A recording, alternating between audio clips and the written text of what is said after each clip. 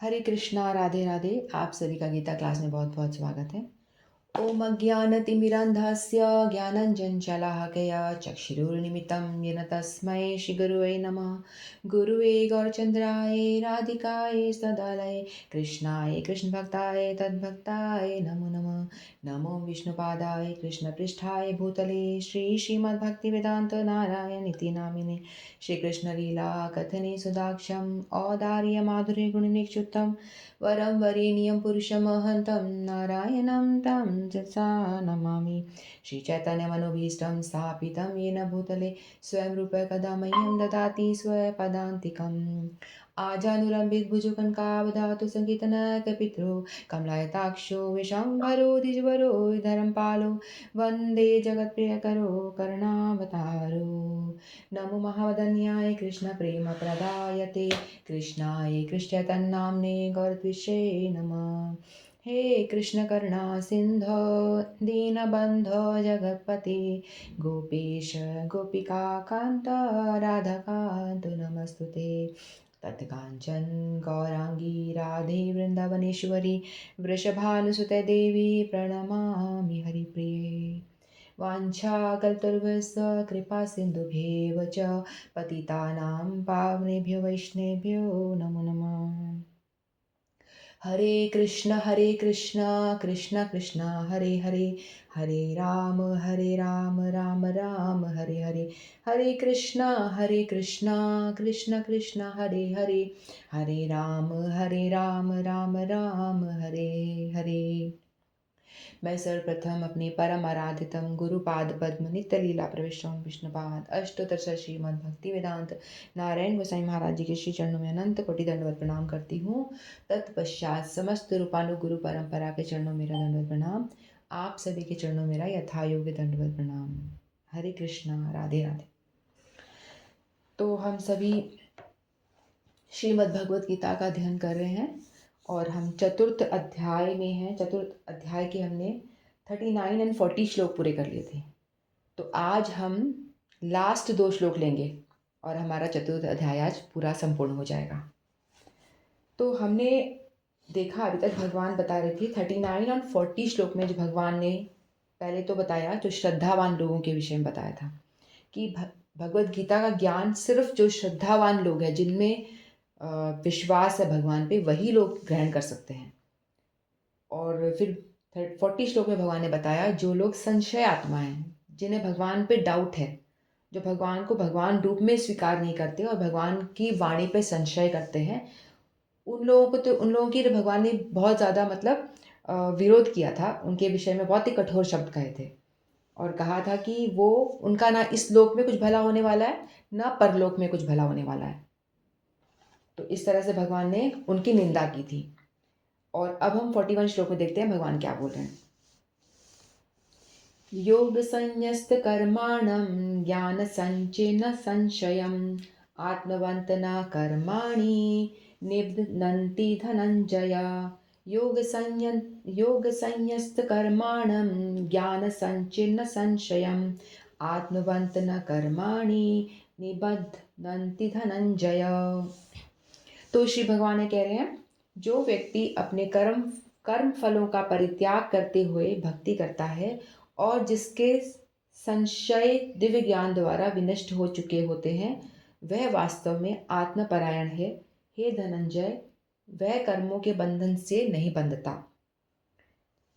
जो मनुष्य भगवत गीता की शिक्षा का उसी रूप में पालन करता है जिस रूप में भगवान श्री कृष्ण ने दी थी, वह दिव्य ज्ञान की कृपा से समस्त संशयों से मुक्त हो जाता है।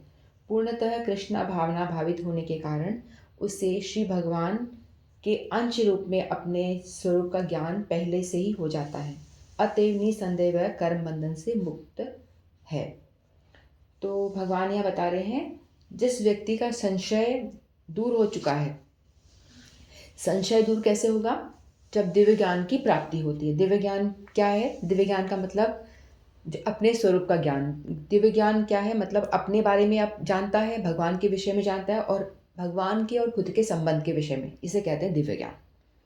कि खुद क्या है वो, मैं भगवान का दास हूँ। ये उसका स्वरूप है। हर एक व्यक्ति का स्वरूप यही है कि वो भगवान का दास है। और भगवान क्या है? भगवान जिसने सबका निर्माण किया है, विश्व ब्रह्मांड के बनाने वाले जो भगवान हैं, सृजन करने वाले भगवान हैं, वो स्वामी हैं और हम दास हैं। हम आपस में क्या रिलेशन है? वो हमारा स्वरूप है कि मैं दास हूँ, वो भगवान है। जिसको ये दिव्य ज्ञान की प्राप्ति होती है, उसके सारे संशय मिट जाते हैं, क्योंकि वो भगवान को भगवान मान रहा है ना, तो उसके संशय ऑलरेडी खत्म हो गए और भगवान पे विश्वास कर रहा है, भगवान की वाणी पे भी वो विश्वास इसीलिए करता है और वह दिव्य ज्ञान में अपने आप को स्थापित कर लेता है। तो हमने फर्स्ट चैप्टर में देखा था कि अर्जुन को शंका हुई थी। अर्जुन कहते हैं कि मैं कैसे अपने ही गुरुवर को, अपने ही पितामह को, अपने गुरुजनों को पे वार कैसे करूं? यदि मैं इनको मारता हूँ, अपने स्वजनों को मारता हूँ, तो मुझे पाप लगेगा। इस तरह से कह के वो बैठ जाते हैं। और फिर भगवद गीता भगवान अर्जुन को सुना रहे हैं, युद्ध भूमि में सुना रहे हैं। जैसा कि हम जानते हैं, युद्ध दोनों और सेनाएं खड़ी हुई हैं, बीच में भगवान अर्जुन ने कहा था कि मेरा रथ दोनों सेनाओं के बीच में लेकर के आ जाओ। तो दोनों सेनाओं के बीच में लेकर के आते हैं। अर्जुन बिल्कुल रेडी हो जाता है, तैयार हो जाता है कि अब मैं युद्ध शुरू करने वाला हूँ। अपना गांडीव धनुष जो उसका है उसको लेके खड़ा हो जाता है, मारने को रेडी होता है। लेकिन भगवान जानबूझ के उसके रथ को उनके जो गुरुजन हैं उनके बीच में लाके खड़ा कर, उनके सामने लाके खड़ा कर देते हैं, ताकि वो भ्रमित हो जाए, उन्हें मोह हो जाए। और उनको देख करके अर्जुन एकदम से जैसे युद्ध करने को रेडी हो जाता है, लेकिन वो जैसे अपने पितामह अपने दादाजी को देखता है तो वो बोलता है, अरे मैं इन पे कैसे वार करूं? ये तो मेरे दादाजी हैं, इन पे नहीं मैं वार कर सकता। फिर अपने गुरु को देखते, अरे इन्होंने तो मुझे धनुष चलाना सिखाया था, इन पे कैसे मैं वार करूं? तो उनके हाथ बिल्कुल कांपने लग जाते हैं। ये हमने पढ़ चुके हैं हम, लेकिन मैं दोबारा बोल रही हूँ क्योंकि कुछ लोग नए जुड़े हैं, उनके लिए मैं दोबारा से बोल रही हूँ, थोड़ा सा रिकैप हो जाए। तो वो कहते हैं कि मैं अपने ही गुरु जन को कैसे मैं मारूं, क्योंकि इन्हीं ने तो मुझे सारा ज्ञान दिया है, कैसे धनुष चलाना है, इन्होंने ही सिखाया है मुझे, और मैं इन्हीं पे वार करूं। तो बैठ जाता है और फिर वो भगवान से कहता है कि यदि मैं इनको मारूंगा तो मुझे पाप लगेगा। पूरे प्रथम अध्याय में वो खुद बोलते रहते हैं, अर्जुन ही बोलते रहते हैं और भगवान सिर्फ सुनते रहते हैं, जैसे ज्ञानी की तरफ बोलते रहते हैं कि मैं कैसे मारूं, मुझे पाप लगेगा, सब मर जाएंगे, स्त्रियां अनाथ हो जाएंगी, बच्चे ऐसे कुल का विनाश हो जाएगा, ऐसे बहुत सारी बातें करते हैं। तो ये सारी बातें उन्होंने की थी। अब चौथे, तो भगवान ने भगवत गीता इसीलिए उनको सुनाई थी कि वो उनको मोटिवेट कर सके कि आप जो बोल रहे हो ये बातें सही नहीं है, अपने आप को तुम ज्ञानी समझ रहे हो, ज्ञानी की तरह बातें कर रहे हो, लेकिन आप हो तो एकदम निपट मूर्ख, तुम मोहवश ऐसी बातें कर रहे हो, तुम्हें मोह हो चुका है। तो अभी चौथे अध्याय के आखिर में भी भगवान, ये अर्जुन को मोह हो रहा है, तो वो भी यही बात कह रहे हैं कि मैं युद्ध नहीं करूंगा इस तरह से। तो भगवान फिर से उसको मोटिवेट कर रहे हैं कि भाई तू युद्ध कर, तेरा कर्म है युद्ध करना, तू क्षत्रिय है, तुझे युद्ध करना पड़ेगा। तो अपने कर्म से भागने को भगवान कभी नहीं कहते। भगवान कहते हैं कि आपका जो कर्म है उसे आप करो, छोड़ के भागो मत। भगवान ने भगवत गीता देखो मंदिर में बैठ के भी सुना सकते थे, घर में आराम से बैठ के भी सुना सकते थे और बोलते चलो आप भी जूस पियो, मैं भी जूस पीता हूँ, पीते पीते आराम से सुना सकते थे। लेकिन भगवान ने देखो भगवत गीता कहाँ सुनाई? युद्ध भूमि पे, जहाँ पर कि एकदम टेंशन वाला माहौल है, दोनों तरफ सेनाएं खड़ी हैं, एकदम टेंशन हो रखी है। अर्जुन के मन में इतना कश्मकश हो रहा है, कैसे मैं वार करूं इन लोगों पे, मेरे अपने भाइयों को मार डालूं, ऐसे करके उनको बहुत ज़्यादा मन में मोह हो रहा था, है ना, कश्मकश चल रही थी। तो भगवान ने ऐसा जगह ही, ऐसा स्थल चुना है। और भगवत गीता, क्योंकि हम लोगों को ये बताना है कि हमें भगवत गीता का ज्ञान कहाँ इम्प्लीमेंट करना है, कहाँ यूटिलाइज करना है, जहाँ पर कि हम अपने युद्ध भूमि में, हमारा युद्ध कहाँ है? अपने अंदर, अपने आप से हमारा युद्ध हो रहा है। हमारे मस्तिष्क में 100 तरह के प्रॉब्लम्स, हमारे दिमाग में, सबके दिमाग में, किसी को भी देख लो, सबके दिमाग में 100 तरह की परेशानियां हैं, घर गृहस्थी की, जॉब की, परिवार की, बच्चों की, खुद की बीमारी की, पता नहीं क्या क्या। तो ये सारी परेशानियां के बीच में रह करके हमको ये सबको युद्ध लड़ना है। युद्ध कैसे लड़ना है? यानी इन परेशानियों को हराना है ना। तो इसीलिए भगवान ने ये जो ज्ञान दिया भगवत गीता का, भगवान ने युद्ध भूमि में दिया, जहाँ पे चारों तरफ से टेंशन ही टेंशन है। तो उसी तरह से ये भगवत गीता का ज्ञान हम कॉमन, जो एक साधारण जीव है उसके लिए है, ताकि वो अपनी परेशानियों से, रोजमर्रा की परेशानियों से वो लड़ सके, अपने आप को, अपने दिमाग से, दिमाग में जो परेशानियां उसकी बैठी हुई हैं उससे वो लड़कर उससे बाहर निकल सके, आसानी से वो निकल सके। इसीलिए भगवान ने युद्ध भूमि में सुनाई। तो उनको संशय होता, भगवान ने बोला कि देखो तुम दिव्य ज्ञान में रह करके अपने कर्म को करो, दिव्य ज्ञान में रह के कर्म को करो, भगवान ने कहा। तो भगवान कहते हैं कि तुम यदि काम करोगे, मतलब युद्ध करोगे, तो तुम्हें किसी तरह का कोई पाप नहीं रहेगा, क्योंकि आप ये युद्ध मेरे लिए कर रहे हो, क्योंकि मैं आपको कह रहा हूँ। क्योंकि भगवान के लिए यदि कोई कर्म किया जाता है तो वो भक्ति हो जाती है ना।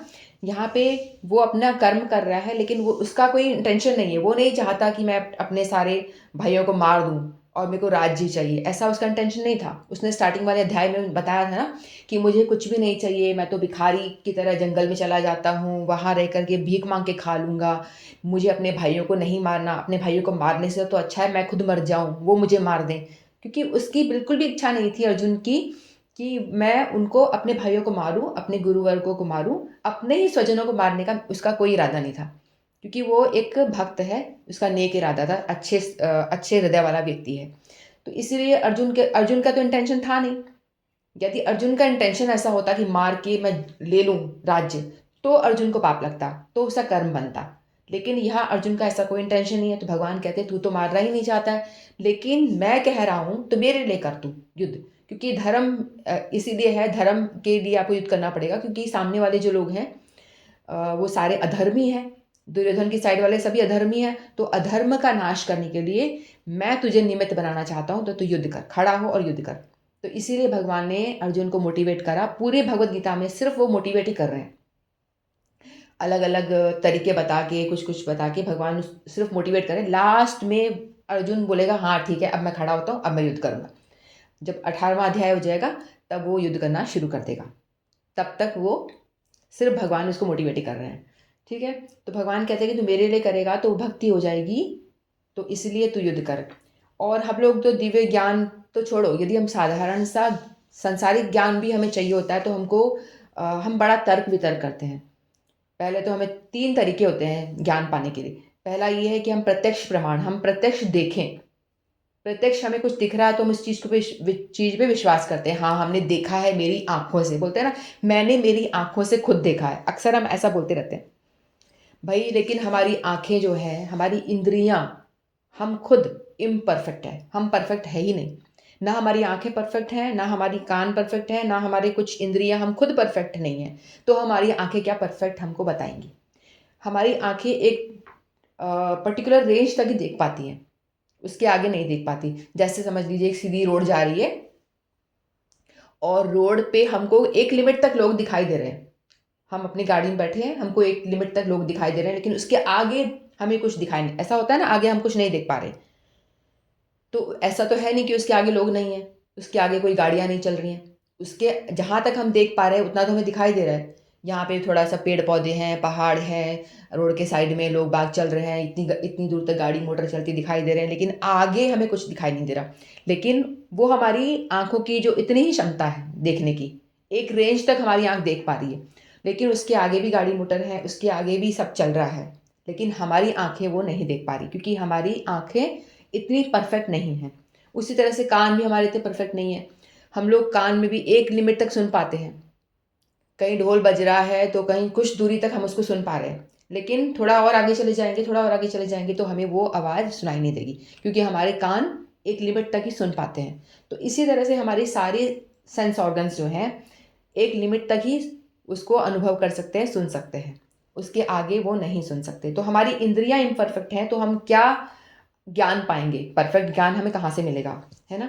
फिर दूसरा है इल्यूज़न ईज़िली, हम लोग बहुत जल्दी भ्रमित हो जाते हैं, है ना? तो हम कहाँ से पूरा पूर्ण ज्ञान प्राप्त कर पाएँगे? जैसे कि हम देखते हैं डेज़र्ट में हम जाते हैं, रेगिस्तान में हम चले जाते हैं, तो हमको ऐसा लगता है ना, धूप ज़्यादा गर्मी होती है, तो बालू में हमें लगता है कि पानी है वहाँ पे, जिसको मिराज कहते हैं, है ना?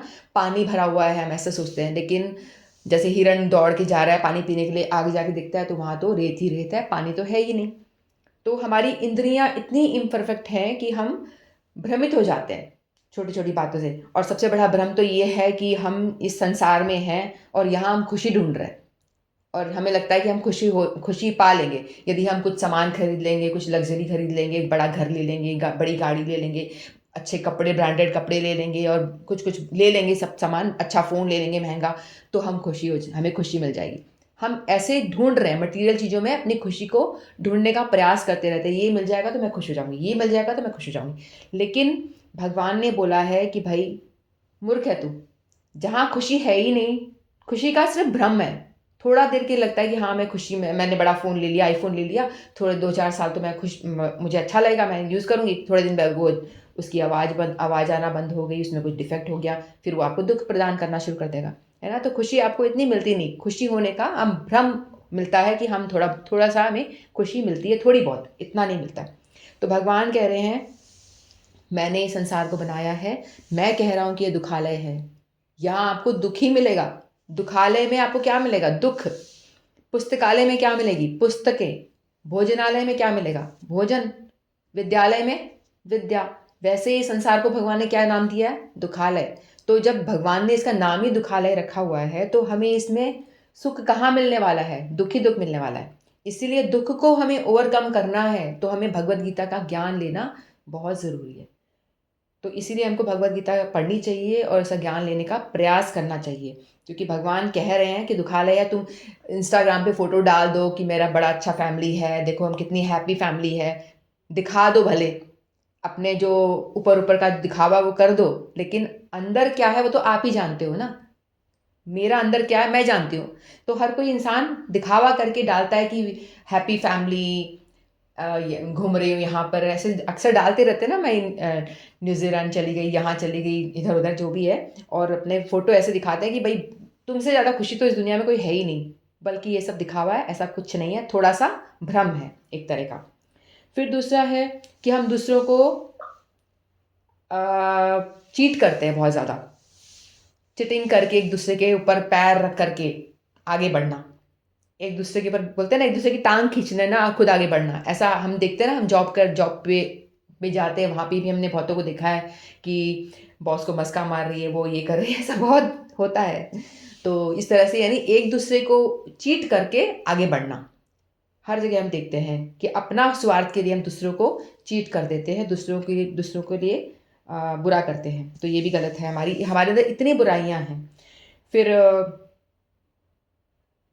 अनुमान लग जैसे साइंस में हमने किताबें देखी, किताबों में हमने बहुत सारी लॉज़ होते हैं, तो इसमें साइंटिस्ट लोगों ने जो लॉज़ बनाए हैं, उसमें सिर्फ़ वो अनुमान होता है उनका, एस्टिमेशन। तो अनुमान कहाँ तक सही होगा? अनुमान हमेशा गलत ही होता है। सही हो भी जाए, ना भी हो, तो इंसान की हालत ये है। तो यदि वो कोई ज्ञान प्राप्त करता है, चाहे स्कूली किताबों में ज्ञान प्राप्त करे, उसमें भी अनुमान वाला ज्ञान होता है उसका, और हर साल उसमें न्यू एडिशन ऐड हो जाता है। साइंटिस्ट कुछ एडिशन कर देते हैं, हाँ, नहीं, नहीं, ये लॉ ऐसा नहीं है, ऐसा होगा। तो कुछ एक आधा प्रिंसिपल्स और ऐड कर देते हैं उसमें। तो इसी तरह से हमारा जो ज्ञान है, जो हम सांसारिक की बात कर रही हूँ तो मैं, वो भी इम्परफेक्ट होता है हमारा। क्योंकि हमारा सारी इंद्रियां, हम खुद इम्परफेक्ट हैं, हम खुद ही परफेक्ट नहीं हैं, तो हम परफेक्ट ज्ञान कहाँ से लेंगे? तो सारा गैस वर्क होता है ना? तो इसी तरह से हम किसी पे विश्वास नहीं कर सकते, लोगों पे, परफेक्ट चीज़ कुछ है ही नहीं, लेकिन हम एक शब्द प्रमाण पे विश्वास कर सकते हैं। शब्द प्रमाण क्या है? हमारे जो ग्रंथ हैं, जिसमें शब्द में लिखा हुआ है। भगवद गीता, भागवतम, वैदिक जो स्क्रिप्चर्स हैं, शास्त्र वगैरह हैं। तो ये शब्द प्रमाण, ये कहाँ से आ रहा है? ये डिसिप्लिक सक्सेशन से, यानी परंपरा से आ रहा है। भगवान ने बताया था ना, चतुर्थ अध्याय के शुरू में, पहले श्लोक में बताया था भगवान ने कि ये ज्ञान मैंने सबसे पहले सूर्य देवता को दिया। ये आज का ज्ञान नहीं, अर्जुन को बताया था ना कि आज का ज्ञान नहीं है, हजारों हजारों करोड़ों वर्ष पूर्व मैंने ये ज्ञान सूर्य देवता को दिया। फिर यही ज्ञान सूर्य देवता ने अपने पुत्र मनु को दिया। फिर मनु, जो मनुष्यों के जनक कहलाते हैं, मनु से ही मनुष्य बना है, मनुष्यों के जनक है, उन्होंने ये ज्ञान अपने पुत्र इक्ष्वाकु को दिया, जो राम जी की परंपरा में आते थे। राम जी बाद में आए, रामचंद्र जी बाद में आए, उससे पहले इक्ष्वाकु थे, राजा थे वहाँ पे, वंशज उनके। तो इस तरह से ये ज्ञान परंपरा से होता हुआ आज मैं तुझे दे रहा हूँ, इस तरह से भगवान कहते हैं। तो अर्जुन के मन में जिज्ञासा हुई थी ना कि भाई तुमने कैसे दिया, तुम तो थे ही नहीं। तो भगवान ने अपने बारे में भी कितना कुछ बताया यहाँ पे, कि अपने बारे में बताया ना कि जन्म कर्म च में दिव्यम, ये श्लोक आता है ना, अपने बारे में बताते हैं कि मेरा जन्म भी दिव्य है, मेरी लीलाएं भी दिव्य है, मैं जन्म कैसे लेता हूँ, आप एक साधारण व्यक्ति की तरह जन्म लेते हो, लेकिन मैं अपने शरीर के साथ मैं इस धरती पे आता हूँ। आपकी आत्मा अलग है, शरीर अलग है, लेकिन मेरा तो शरीर और आत्मा एक ही है और वो दिव्य है। मैं इस शरीर के साथ में प्रकट होता हूँ और फिर इस शरीर के साथ में ही अप्रकट हो जाता हूँ। तो भगवान ने अपने बारे में बताया कि भई तू विश्वास कर मुझ पे, मैं हूँ। फिर भगवान ने बताया यदा यदा हि धर्मस्य ग्लानिर्भवति भारत अभ्युत्थानमधर्मस्य तदात्मानं सृजाम्यहम्। फिर भगवान ने एक और श्लोक बोला परित्राणाम साधुर्नाम नाम विनाशाय च दुष्कृताम धर्म संस्थापनार्थाय संभवानी युगे युगे। तो भगवान ने बताया कि मैं क्यों आता हूँ, कैसे आता हूँ। जब जब धर्म की हानि होती है, जब जब तब मैं आता हूँ। जब भक्तों को लोग दुख देते हैं तब मैं आता हूँ। साधुओं पे अपना कृपा करने के लिए आता हूँ। तो भगवान ने कई सारी बातें अपने बारे में भगवान ने इस अध्याय में बहुत कुछ बताया कि मैं कौन हूँ, मैं कब कब आता हूँ, है ना। तो दिव्य ज्ञान यही तो है, भगवान अपने बारे में बता रहे हैं ताकि हम जैसे जिन्हें संशय होता है, हम जैसे लोगों को भगवान पे श्रद्धा हो, विश्वास हो। तो भगवान ये ऐसे बताते हैं कि यदि आपको मनुष्य जन्म मिला है तो इस मनुष्य जन्म का हम बार बार इस चीज़ को रिवाइज करते हैं, बार बार हम भगवद गीता में भी माध्यम से भगवान बताते हैं बार बार। और हम लोगों को भी इस चीज़ को दिमाग में रखना चाहिए। हम ऐसे बोले हाँ हाँ हमें तो पता है, हमें पता है, पता है, पता है, लेकिन क्या तुम कर रहे हो पता हो करके? कर क्या रहे हो? पता तो है माला करनी चाहिए 16, कर रहे हो क्या? नहीं कर रहे। पता तो है भोग लगाना चाहिए, लगा रहे हो क्या? नहीं लगा रहे। तो कर क्या रहे हो? तो फिर तुम भगवद गीता पढ़ के, मतलब मैं अपने आप को कह रही हूँ, आपको नहीं कह रही। अब भगवद गीता पढ़ करके क्या फ़ायदा यदि हम कुछ कर ही नहीं रहे, तो फ़ायदा क्या है? बस ये है कि अगर हम पढ़ रहे हैं, सुन रहे हैं तो हमारी कुछ सुकृति बन रही है, हमें कुछ भगवान की ओर जाने के लिए कुछ रास्ता खुल रहा है हमारा। लेकिन यदि हम करें तो हम बहुत स्पीड में भगवान की तरफ जाएँगे ना। तो इसलिए हमें चाहिए कि हम भगवद गीता के ज्ञान को, भगवान ने जो बताया अपने विषय में उसे सुनें और सुन कर के उस चीज़ को धारण करें और जैसा-जैसा बोला है उस चीज़ को हम करें। तब तो हमें भगवद गीता पढ़ने का पूरा-पूरा लाभ होगा, अन्यथा नहीं हो पाएगा। तो हम देख रहे हैं हमें श्रद्धा नहीं है, हम विश्वास नहीं होता, लेकिन हम देखते हैं कि गुरु परंपरा में बहुत सारे जो दिव्य आत्माएँ हैं उन्होंने ये भगवत भक्ति की है और भगवान को प्राप्त किया है। तो उनका देखा-देख हम करें, अपने से जो बड़े लोग हैं उनको देख कर के हम सीखें। तो गुरु परंपरा में जो ज्ञान आ रहा है, भगवान ने जो बोला है वही एज़ इट इज़ वो सेम ज्ञान ही आज तक बहता हुआ फिर नारद मुनि ने फिर दिया। ब्रह्मा जी ने नारद मुनि को, नारद मुनि ने फिर आगे-आगे करते-करते हमारे गुरु वर्ग तक आया। फिर गुरु वर्गों के थ्रू इस पुस्तक में जो लिखा गया है, उन्होंने लिखा है एज़ एज़ इट इज़, जैसा ज्ञान भगवान ने बोला वो का वो लिखा है इसमें। तो वही ज्ञान हम तक पहुँचा है शब्द रूप में, शब्द प्रमाण। तो हमें शब्द प्रमाण पे विश्वास करना चाहिए क्योंकि ये परफेक्ट है, इसमें कोई गलती नहीं है। ये भगवद गीता ज्ञान ऐसा नहीं है कि पुराने ज़माने में करोड़ों साल पहले कुछ अलग था और आज मॉडर्न टाइम आ गया तो कुछ अलग है। जो ज्ञान पहले उनको सूर्य देवता को दिया वही ज्ञान आज भगवान सेम, बिना कोई रिवाइज एडिशन के, कोई इसमें छेड़छाड़ नहीं करी गई है। जो करी है वो अलग बात है, वो दूसरे लोग हैं, उनको सुनना भी नहीं चाहिए। तो वो वाला जो ज्ञान है एज इट इज़ हमारे भगवद गीता में मिलता है। तो हमें इसको ग्रहण करना चाहिए और इस पे श्रद्धा से इसका पालन करना चाहिए। तो इस अगर हम पालन करेंगे तो इस तरह से क्या होगा, हम अपने लाइफ को सफल बना पाएँगे। ठीक है? तो हम दूसरा श्लोक लेते हैं। 42 लास्ट श्लोक है ये।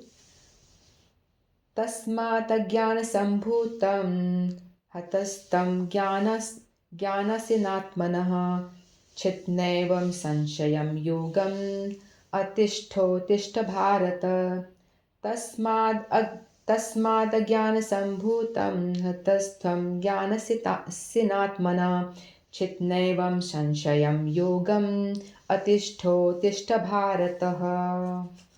तो भगवान यहाँ अर्जुन जी को बोल रहे हैं, अतएव तुम्हारे हृदय में अज्ञान के कारण जो संशय उठे हैं उन्हें ज्ञान रूपी शस्त्र से काट डालो। हे भारत, तुम योग से समन्वित होकर खड़े हो और युद्ध करो। अब भगवान फिर से अध्याय के एंड में बता रहे हैं कि तुम्हारे मन में जो भी संशय, डाउट्स आ रहे हैं उनको ज्ञान रूपी शस्त्र से काट डालो। जो ज्ञान आपको मिला है भगवान के विषय में, आपने जाना, अपने बारे में जाना, अपने स्वरूप के विषय में जाना, उस ज्ञान से आप इसको जो संशय है उसे काट डालो। ठीक है? जैसे कोई रस्सी में गांठें लग गई हैं, खूब सारी गांठ लग गई हैं, तो उसे आप काट डालो, कैंची से काट डालो उसको, उस तरह से ज्ञान को, संशय को भी आप काट डालो। इस अध्याय में जिस योग पद्धति का उपदेश हुआ है वह सनातन योग कहलाती है। इस योग में 2 तरह के यज्ञ कर्म किए जाते हैं। एक तो दिव्य द्रव्य का यज्ञ और दूसरा आत्मज्ञान यज्ञ, जो विशुद्ध आध्यात्मिक कर्म है। यदि आत्म साक्षात्कार के लिए द्रव्य यज्ञ नहीं किया जाता तो ऐसा यज्ञ भौतिक माना जाता है। हमने कई सारे यज्ञों के विषय में भगवान ने विस्तृत रूप में बताया था ना, हमने पढ़ा था द्रव्य यज्ञ और कई सारे यज्ञ के पढ़ा था। तो द्रव्य यज्ञ जो था, जिसमें कि जो व्यक्ति के पास पैसा होता है तो अपने पैसों को वो लगा देता है, वो द्रव्य यज्ञ था ना। तो ये यज्ञ के बारे में भगवान बता रहे हैं। लेकिन आत्मज्ञान यज्ञ जो है कि हम जो भी कर्म करें भगवान के लिए करें, वो है ये, यानी भक्ति युक्त जो कर्म होते हैं उसके बारे में भगवान बात कर रहे हैं। यदि आत्म साक्षात्कार के लिए द्रव्य यज्ञ नहीं किया जाता तो ऐसा यज्ञ भौतिक माना जाता है। कई लोग अपने मटेरियल कामनाओं के लिए द्रव्य यज्ञ करते हैं ना, कि हम इतने लोगों को खाना खिलाएंगे तो हमें भगवान ये दे देना। अपनी कुछ कामनाओं के लिए जो करते हैं, भौतिक डिमांड के लिए, तो उसके लिए आपको कुछ मतलब आपकी उन्नति नहीं होती, स्पिरिचुअल आपकी ग्रोथ नहीं हो पाती उसमें। तो यदि सिर्फ आप भगवान कुछ खिला रहे हो लोगों को, कुछ दे, एक छोटा सा एग्जांपल दे रही हूँ, भगवान कुछ लोगों को खाना खिला रहे हो लेकिन आपकी सिर्फ सेवा भावना है, ऐसा नहीं है क्योंकि मुझे कुछ मिले, कुछ डिमांड नहीं है, सिर्फ आपकी सेवा वाली भावना है कि सिर्फ मैं आपका रूप इन लोगों में देखती हूँ, ये जितने भी लोगों को मैंने खाना खिलाया ये सब आप ही के रूप हैं। तो इस भाव से आप खिलाओगे तो आपका कर्म इतना नहीं बनता है, कर्म फल आपको नहीं मिलता है, क्योंकि आप वो भगवान के लिए कर रहे हो जो कुछ कर रहे हो। तो तभी आपकी आध्यात्मिक उन्नति होती है। ठीक है, तो इस अध्याय के प्रारंभ में स्वयं भगवान ने अपने दिव्य कार्यकलापों का वर्णन किया। जो व्यक्ति गीता के उपदेशों को नहीं समझता वह श्रद्धा विहीन है। जो भगवान अपना उपदेश देने पर भी भगवान के सच्चिदानंद स्वरूप को नहीं समझ पाता, वह तो समझना चाहिए कि वह निपट मूर्ख है। कृष्ण भावनामृत के सिद्धांतों को स्वीकार करके अज्ञान को क्रमशः दूर किया जा सकता है। तो भगवान यहाँ बता रहे हैं कि भगवान ने खुद ने बताया अपने विषय में, जो हमने चर्चा करी अभी अभी, कि अपने स्वरूप के बारे में, मैं कौन हूँ, बताया ना भगवान ने, मैं प्रकट होता हूँ फिर अप्रकट होता हूँ। 2-3 श्लोकों में भगवान ने, कई सारे श्लोकों में अपने विषय में बताया। तो लेकिन जो हम जैसे मूर्ख लोग हैं, जो भगवान पे, तो भी भगवत गीता के ज्ञान पे, भगवान की वाणी जो भगवत गीता का ज्ञान है, भगवान के मुख से निकले हुए जो श्लोक सारे शब्द हैं, तो उन पे श्रद्धा नहीं करता तो उसके बारे में तो क्या ही कहें। उनके बारे में तो हम बोलेंगे वो निपट मूर्ख है, यानी वो पशु है, 2 पैर का पशु, 2 पैर में पशु है वो, ऐसा कह सकते हैं उसको, क्योंकि वो उसको मनुष्य शरीर मिला है और उसका वो दुरुपयोग कर रहा है अपने भोगों में लिप्त होकर के। ये तो ठीक वही वाली बात होगी, पेरेंट्स ने अपने बच्चे को बोला कि आप बहुत बड़ी यूनिवर्सिटी में एडमिशन करवा दिया, बहुत सारा पैसा बेचारों ने अपना सेव करा, पूंजी सेव करके अपने बेटे को भेजा कि चलो आप इस यूनिवर्सिटी में आपका एडमिशन करा देता हूँ, या आपको डॉक्टर बना दो, इंजीनियर बना दो, काफ़ी सारा पैसा धन एकत्रित करके बच्चे को भेजा पढ़ने के लिए। और वो बच्चा वहाँ जा करके क्या कर रहा है, सिगरेट फूक रहा है, दारू पी रहा है, पिक्चर देख रहा है, स्कूल बंक कर रहा है, क्लास अटेंड नहीं कर रहा है और सारे उल्टे काम कर रहा है। और बेचारा पेरेंट्स सोच रहा है कि बच्चा पढ़ने गया है, पढ़ लिख के पता नहीं क्या बनकर आएगा वो, और लेकिन बच्चा सारा पैसा यूं ही फूक रहा है। उसकी जो अपॉर्चुनिटी मिली, और एक वहीं एक गरीब बच्चा है जिसको ये अपॉर्चुनिटी मिल नहीं रही है, वो सोच रहा है कि काश मेरे पिताजी, मेरे पास भी इतना धन होता मेरे पेरेंट्स के पास में, तो हमें भी इस तरह पढ़ने भेजते।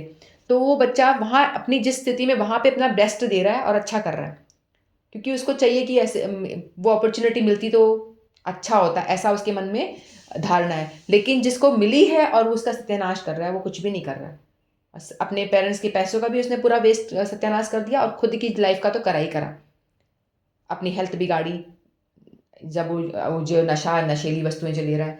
तो वही हाल हमारा, यदि हमको भगवान ने ये यूनिवर्सिटी जैसी हमारे को ये शरीर मिला हुआ है, मानव शरीर जो हमको मिला है ना, ये वही एक, उस तरह से आप समझ लीजिए कि जैसे हमको यूनिवर्सिटी में एडमिशन मिल गया, यानी आपको योग्यता मिल गई है, ये शरीर आपको योग्यता दे रहा है भगवत भक्ति करने का।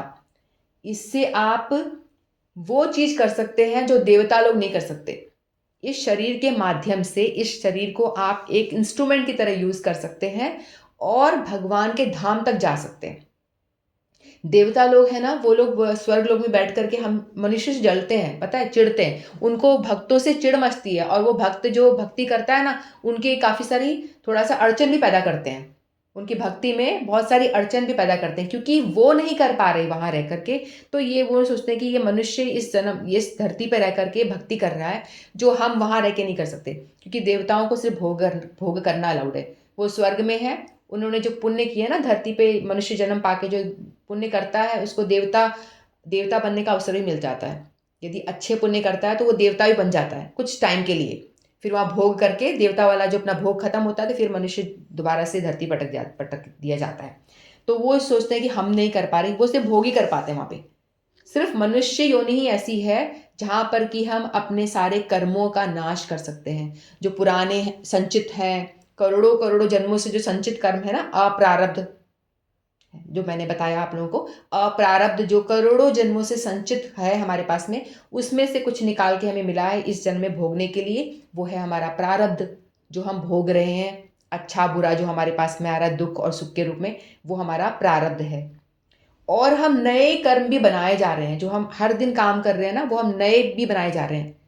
तो हमें चाहिए कि जो हम भोग रहे हैं उनको हम भक्ति युक्त कर्म करके, भगवत भक्ति करके, नाम जप करके अपने अप्रारब्ध को काट सकते हैं। जो हमारे संचित है ना करोड़ों जन्मों के, उसको हम खत्म कर सकते हैं पूरा, यदि हम भगवत भक्ति अच्छे से करें, यदि हम भगवान का नाम जप अच्छी तरह से करते हैं, भक्ति भाव से ढंग से करेंगे, चैंटिंग डेली नियम से करते हैं, तो आप जो हमारे संचित हैं करोड़ों करोड़ों जन्मों के, जो हमें पता नहीं कितने सारे जन्मों में उनको भोगना है, उसको हम पूरा खत्म कर सकते हैं। जैसे रुई में आग ला के एकदम एकदम से सुहा हो जाता है ना, उसी तरह से हम पूरे खत्म कर सकते हैं। तो हमें इस मनुष्य शरीर का उपयोग करना चाहिए। इसको उसी यूनिवर्सिटी वाले जो बच्चा है ना जिसने सत्यानाश करा पैसों का, वैसा नहीं करना है हमको। इस शरीर मिला है तो इससे हमें अच्छा कर्म भी करना है। ये हमें मटेरियल लाइफ तो जीनी ही जीनी है, उसमें तो हम जा नहीं सकते, पैसा भी कमाना है, सब कुछ करना है। लेकिन उसके साथ साथ अब हमको कुछ ऐड करना है। क्या ऐड करना है? भगवान की पूजा आराधना। वो हमको पता नहीं कैसे करना है, हमें कोई रीति, हमें कोई नियम कानून पता नहीं, कैसे कोई विधि नहीं पता कैसे करना है। तो सिंपल सी विधि हमारे गुरु वर्गों ने बताई है, जो कोई भी कर सकता है, किसी भी हालत में कर सकता है, किसी भी स्थिति में कर सकता है। चाहे वो बेड पे भी पड़ा हुआ है, कोई बीमार व्यक्ति भी है, वो भी कर सकता है। आपको नाम जप करना है। हम बार बार इसी बात पे जोर दे रहे हैं, क्योंकि कलयुग का धर्म नाम संकीर्तन धर्म, ये कलयुग का धर्म बताया गया है, जिसमें आपको ये मेडिसिन है। जैसे हम दवाई खाते हैं ना, हमारे रोग ठीक हो जाते हैं, उसी तरह से ये जो नाम जप की जो मेडिसिन यदि हम खा रहे हैं रोज, तो हमारे हम भव रोग जो हमें हो रखा है, हमें पता ही नहीं है हमें भव रोग हो रखा है, उस रोग से हम ठीक होते हैं। ये नाम जप की दवाई हम रोज लें, नियम से लें। ये नहीं कि आज 2 कर ली, कल नहीं करी, फिर परसों मन करा तो 2 कर ली, फिर नहीं करी, चलो आज 4 कर ली, मन ज़्यादा हो गया तो आज 4-5, आज मैंने बढ़िया कोई लेक्चर सुन लिया, 4-5 कर ली, मोटिवेशन मिल गया, 5 कर ली, कल ख़त्म मोटिवेशन, कल बिल्कुल नहीं करी। तो ऐसे नहीं होना चाहिए। भगवान उसी को देखते हैं, भगवान आपकी सिंसियरिटी देखते हैं। भगवान को क्या पसंद है? सिंसियरिटी। भगवान खुद भी बहुत हमेशा सिंसियर रहते थे। हमेशा सुबह 4 बजे उठ जाते थे। भगवान के बारे में बताते हैं ना, भागवतम में आता है। तो 4 बजे उठ जाते थे, मॉर्निंग वॉक पे जाते थे, फिर अपने टाइम टू टाइम अपना काम रूटीन जो करते थे, भगवान ने भी पालन करा है। भगवान ने अपने श्लोक में पढ़ा है ना कि मैं भी पालन करता हूँ, हालांकि मुझे कुछ करने की ज़रूरत नहीं है, लेकिन मुझे पता है मैं नहीं करूँगा तो ये बाकी जो जनता है वो तो कुछ भी नहीं करेगी। इसलिए मैं भी अपने कर्मों का अच्छे से पालन करता हूँ, ताकि मुझे देख करके, श्रेष्ठ पुरुष को लेकर देख करके ही लोग सीखते हैं ना, इसीलिए। तो इसीलिए भगवान को जो रेगुलरिटी है ना, नियम बहुत पसंद है। तो हमें चाहिए कि हम 2 माला करें तो करें। हम एक्सक्यूज़ मार लेते हैं, अरे मेरी लाइफ इतनी, आज इतना सारा काम था, ऑफिस में ये था वो था, बिल्कुल टाइम नहीं मिला। अरे क्यों टाइम नहीं मिला? खाना भी तो खाया तुमने, उसका टाइम मिल गया तुम्हें, और बाकी काम भी तो करे, उसका टाइम मिल गया तुम्हें। तो तुम 2 माला का नियम बना रहे हो, वो नहीं कर सकते?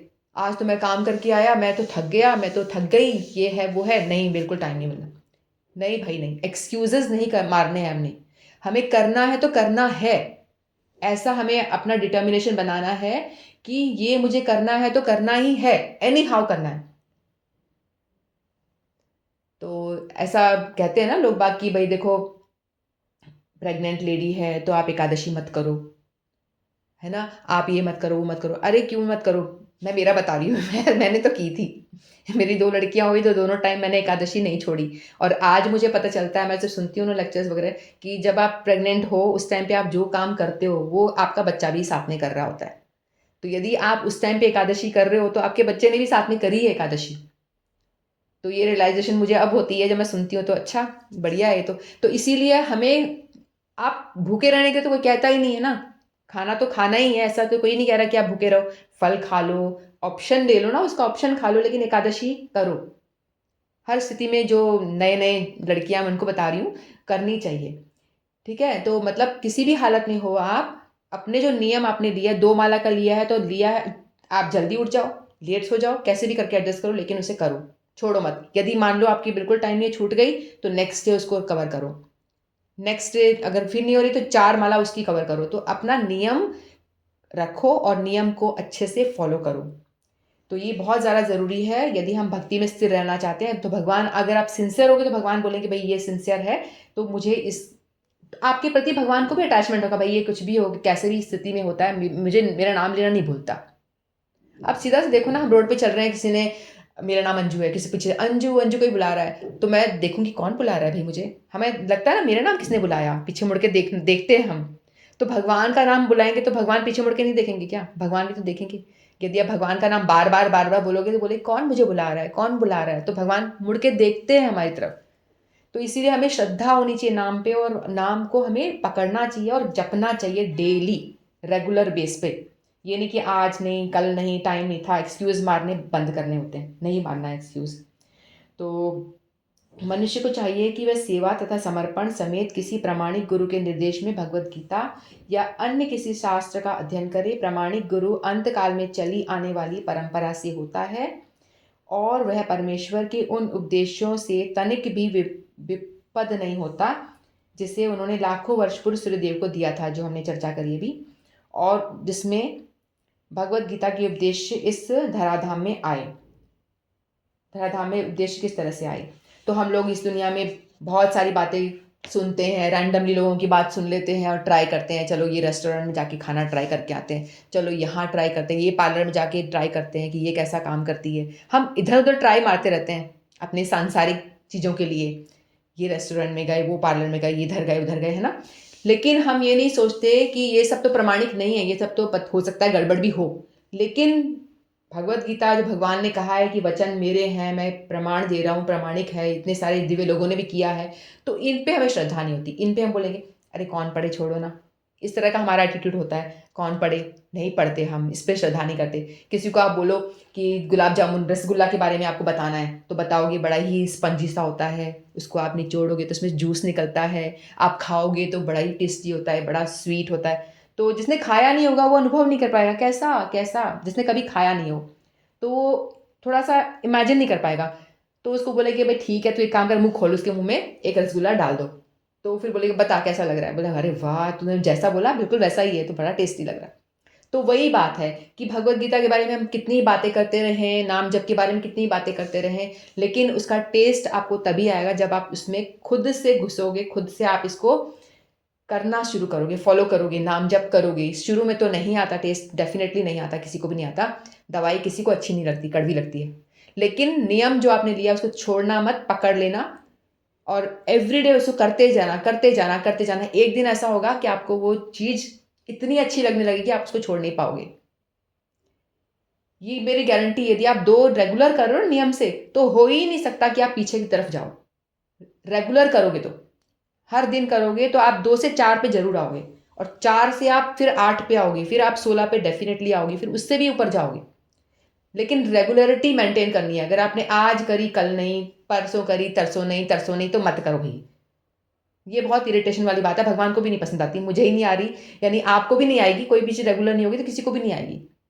तो रेगुलरिटी बनानी चाहिए हर चीज़ में। 2 तो 2 करनी है तो करनी है, एनी हाउ करनी है, तो ये चीज़ हमें पकड़नी चाहिए। नए साल में हम हमारा ये रेजोल्यूशन बनाएं कि हम मटेरियली तो हम ग्रो करें, भगवान सब पे कृपा करें कि सबके पास बहुत सारा पैसा आए, खूब सुख शांति घर में बनी रहे सबकी, सब कुछ आरोग्य रहे, सब अच्छे स्वस्थ रहें, सब अच्छे से रहें, लेकिन साथ साथ में हम एक चीज़ ऐड करें कि हम रोज़ रोज़ नाम जप ज़रूर करें और भगवान को भोग लगा खाएं। 2 चीज़ हम ऐड करें, जो भी हम खा रहे हैं उसको भगवान को ऑफ़र करें, तुलसी दल दल डाल करके राधा कृष्ण को ऑफ़र करें।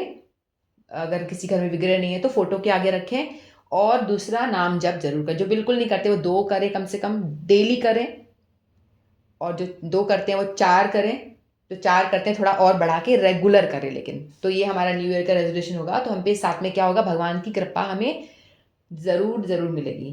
भगवान खुश तो हमारा परिवार भी खुश। भगवान खुश रहे होंगे तो हम भी खुश डेफ़िनेटली होंगे। ठीक है? तो हमारे 2 श्लोक पूरे हुए आज और चतुर्थ अध्याय भी खत्म हुआ। इतना ही बोल के मैं वाणी को विराम देती हूँ। वांछा कल्पतरुभ्यश्च कृपा सिंधुभ्येव च पतितानां पावनेभ्यो वैष्णवेभ्यो नमो नमः। श्रीमद् भगवद गीता की जय। आप सभी भक्तों की जय। हरे कृष्णा।